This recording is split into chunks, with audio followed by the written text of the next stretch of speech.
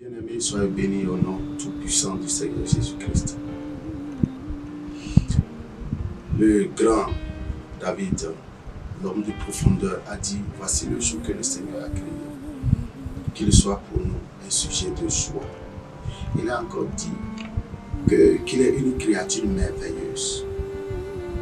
Vous êtes créés par le Tout-Puissant, selon son bon vouloir.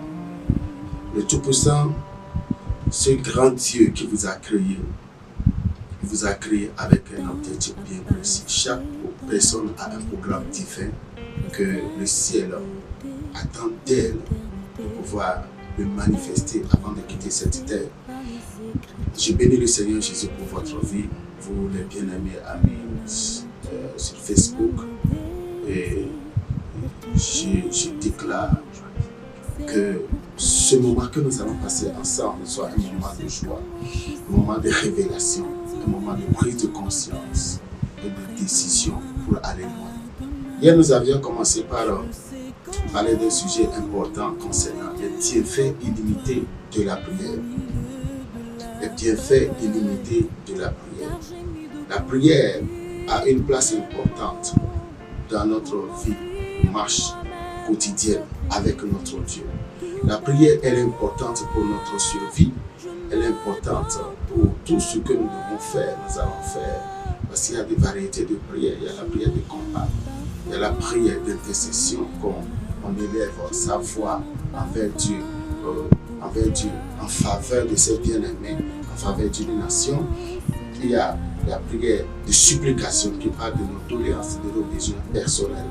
Eh bien, nous allons continuer ce matin sur ce sujet qui est la deuxième partie d'ailleurs, les bienfaits illimités de la prière. Je voudrais encourager chaque personne, si vous avez à côté de vous votre Bible, vous êtes conviés à tourner ces pages au livre de Marc chapitre 9, Matthieu plutôt, chapitre 9. Matthieu chapitre 9, nous allons commencer la lecture à partir du 35e verset. Ici, nous voyons une histoire qui est vraiment touchante, une histoire concernant notre Père, notre patron, le Seigneur Jésus, le Sauveur de l'humanité. Et la Bible dit, je commence la lecture, Matthieu 9, à partir du 35e verset, Jésus allait par toutes les villes, ma version ici c'est Glory Bible, Glory Bible. Jésus allait par toutes les villes et par les villages, enseignant dans les synagogues et prêchant l'évangile du royaume et guérissant toute maladie et toute langueur et toute infirmité. Et voyant les foules, il fut ému de compassion pour elles parce qu'ils étaient lasses et dispersés comme des brebis qui n'ont pas de berger. Alors il dit à ses disciples, la moisson est grande, mais il y a peu d'ouvriers. Suppliez ou priez donc le maître, le Seigneur de la moisson, en sorte qu'il pousse des ouvriers dans la moisson, en sorte qu'il envoie des ouvriers dans la moisson. Alléluia. Ici, le texte nous dit que Jésus parcourait de ville en ville, village en village. C'était vraiment une mission apostolique. Jésus était un grand apôtre. Il a manifesté tous les 5 ministères. Il avait le pastorat en lui, il avait le prophétique, il avait le don de l'évangéliste, il était un grand enseignant, c'est un docteur. Mais ici, le texte nous dit qu'il parcourait. Il allait de ville en ville, de village en village, et enseignant. Ici, il a utilisé l'apostolat pour faire le mouvement. Il enseignant. Où? Dans les synagogues. Donc quand Jésus rentrait dans les villages, dans les villes, il ne faisait pas de programme en plein air. La Bible dit enseignant dans les synagogues. Les synagogues aujourd'hui sont des églises, des lieux de culte. Enseignant dans les synagogues, prêchant l'évangile du royaume. L'évangile du royaume. Regardez, il y a plusieurs types d'évangiles. Mais lui, Jésus, il a prêché l'évangile du royaume. Il a parlé de la félicité éternelle, de là où nous allons passer notre éternité, de comment nous devons nous préparer, qu'après notre départ sur cette terre, nous irons au ciel selon le choix que chacun aura à faire. Prêchant, la Bible dit, prêchant l'évangile du royaume et guérissant toutes sortes de maladies et toute infirmité. Donc son ministère était plein d'enseignement, de délivrance et de guérison. Mais quelque chose a décliqué son esprit. Il a vu la foule. Où était Jésus quand il a vu la foule? Il n'était pas à l'air libre. Il était dans un temple. Mais la Bible dit, ayant vu la foule, il fut ému de compassion. Comment est-ce que Jésus a pu voir à travers les murs, les 4 murs de ce temple, de cette synagogue? Vous êtes chez vous, faites l'expérience. Vous êtes dans votre temple à l'église,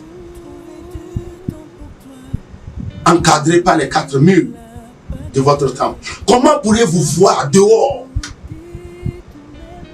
une foule languissante qui est sans berger, qui est languissante, qui est sans berger, qui n'a pas de qui pourra prendre soin d'elle? Cela veut dire que les yeux de Jésus s'ouvrent. En esprit, Jésus obtient la vision. Dieu a ouvert ses yeux. Il a eu une vision.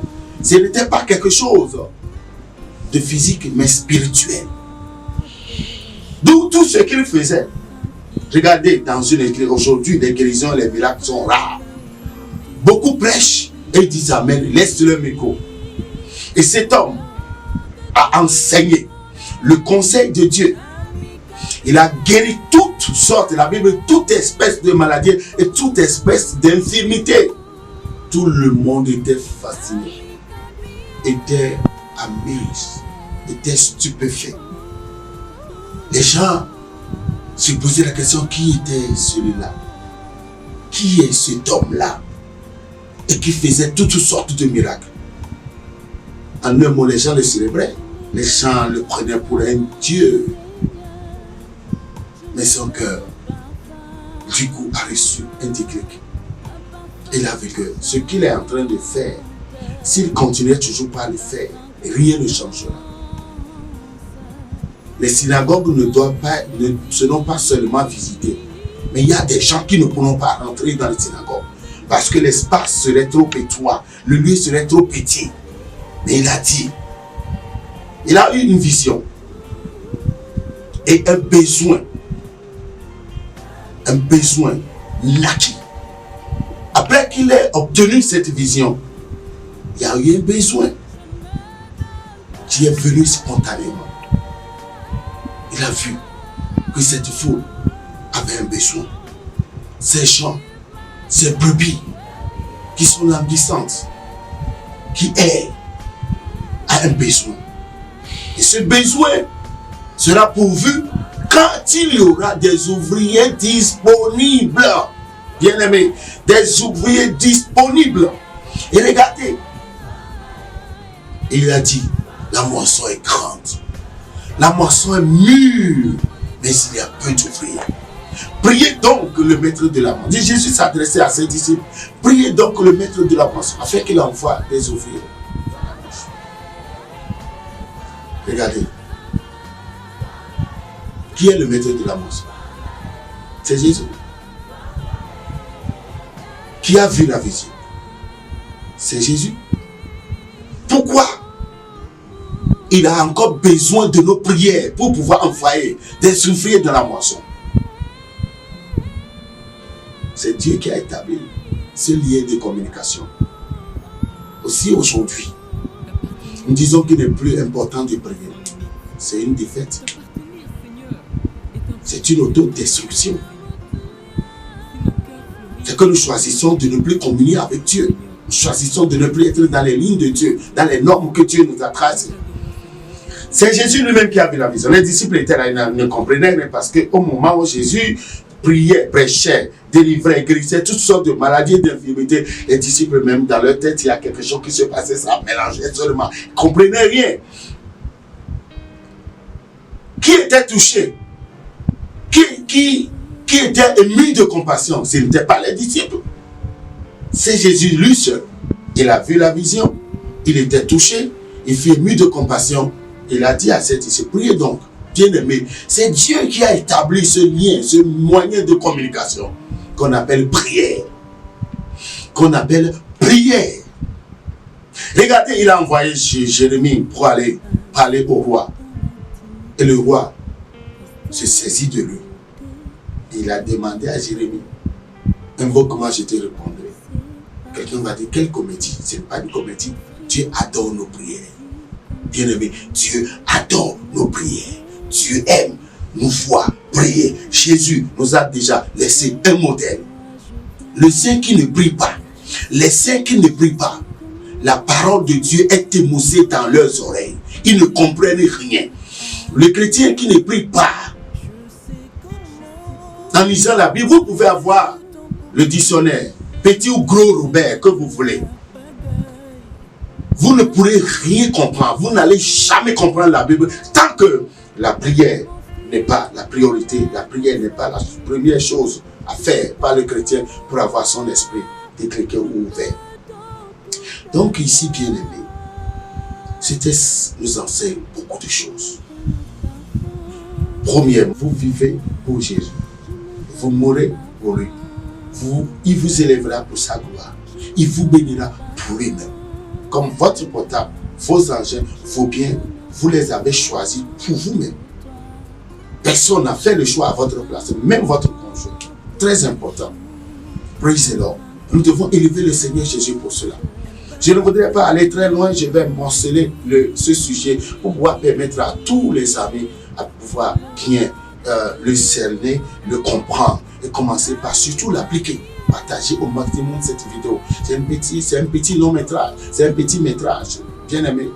Alléluia, que nous devons partager et demander aux amis d'écouter ce message. Qu'est-ce que ça veut dire? Ça peut vous aider, ça peut faire quelque chose.